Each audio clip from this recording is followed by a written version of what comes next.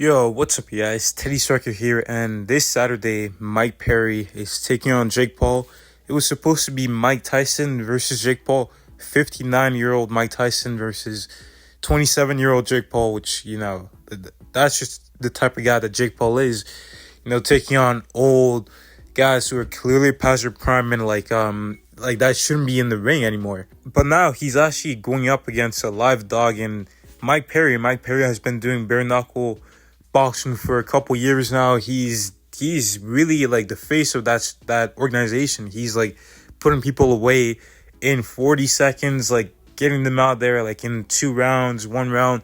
He's putting a lot of damage on them, and he's able to get hit and just keep moving forward, and like his opponents aren't really able to take his hits.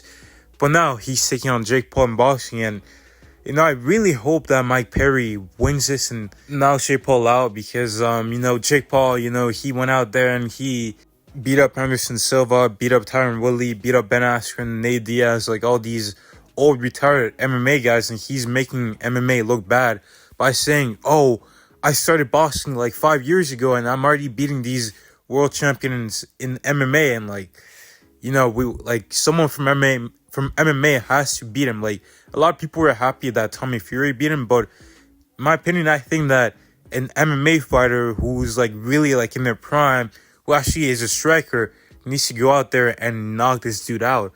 And hopefully it's Mike Perry, but I feel like Jake Paul is gonna knock him out because, for one, Jake Paul is clearly on steroids. This guy, he started boxing in 2018, and boxing is an aerobic sport. You're using a lot of oxygen, you're using a lot of cardio, and this guy, like, he went from like 175 pounds or 170 pounds to like 200 pounds. Like, how do you just, gain that much weight when you're in a sport that, requires a lot of energy? You're going to be sweating a lot.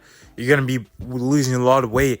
But this guy's like, he's just keeps on getting bigger, like in all his fights. Like, I'll put a picture on screen of a picture from him in 2018 versus now. And I mean, the dude is clearly on steroids. Like, look at his face, like everything. Like, he's, on steroids. He doesn't get drug tested. He's setting up his own events. It's his promotion and everything. He runs everything. So he makes smaller guys fight at his natural weight class, which is much heavier than them. And then he's on steroids. So it's like, screw this guy. He's got all the advantages, and he beats these guys, and then he's acting like he's literally just beat Canelo Alvarez. But outside of that, I think that Mike Perry just gets hit way too much. He walks forward with his chin up high. He's got kind of a loose guard. It's not really like a solid tight guard.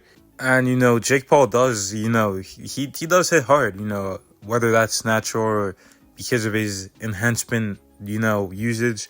The guy can punch hard. He's flatlining Tyron Woodley. He dropped Anderson Silva. He knocked out Ben Askren. Like, he hits really hard. So Mike Perry has to either be completely out of range or, be in close, because he is a shorter opponent.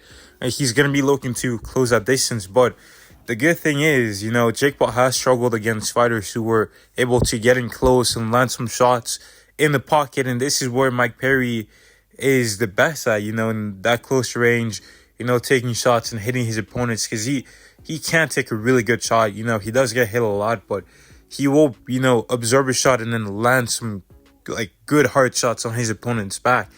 And yeah, like I said, some opponents of Jake Paul, like Anderson Silva and Nate Diaz, have been able to do some really good work in the close range in the pocket. And something else that Mike Perry is going to be looking for is those body shots. He does go for body shots pretty good.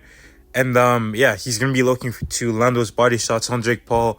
That's going to help him, potentially knock him out. Slow him down first, take away his energy. And then, in those later rounds, he might not be able to take a shot as well as he could when he had more energy. So slow him down, take that energy away, and then look for the big shots in those later rounds. But I do believe that Jake Paul is going to win this fight. I think he's going to TKO Mike Perry. I think he might drop him, and then Mike Perry will get back up, but then the referee might wave it off. Kind of like how they did with Ben Askren, and then Jake Paul wins. I think that Mike Perry's, he's going to be walking into shots. His defense isn't going to be good enough to, avoid getting, hit hard and, prevent him from getting knocked down. So I think that Mike Perry is gonna get like dropped and stopped. I'm gonna say around the round 5 or round 6. That's when he's probably gonna get TKO'd.